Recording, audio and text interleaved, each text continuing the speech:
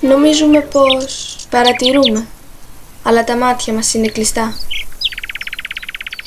Αν κοιτάζαμε λίγο καλύτερα γύρω μας, λίγο καλύτερα τον κόσμο, θα τον βλέπαμε όπως πραγματικά είναι. Πράγματα μικρά που είναι όμως και τα πιο ωραία.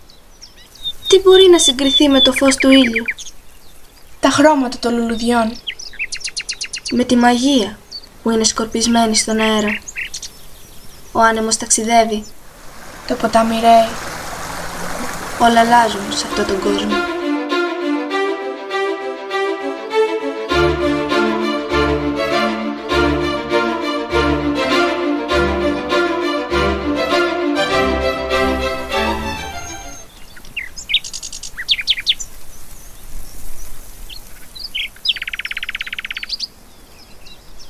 Ομορφιές κρυμμένες. Ένα μικρό λουλούδι κρυμμένο μέσα σε άλλα μεγαλύτερα. Μυστικά που λίγοι ανακαλύπτουν. Μονοπάτια που ακόμα περιμένουν να εξερευνηθούν. Και οι ήλιοι να μας δείξουν το δρόμο.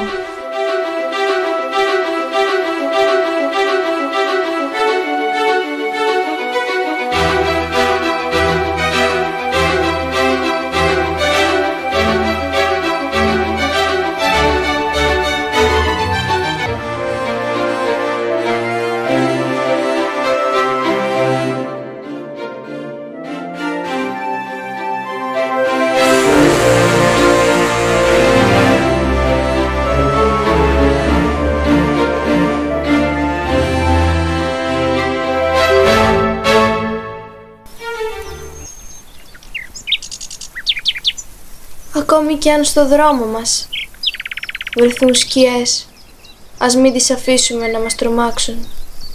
Να έχουμε πάντα το βλέμμα μας στραμμένο προς τον ήλιο. Ακόμη κι αν αυτός δύσει.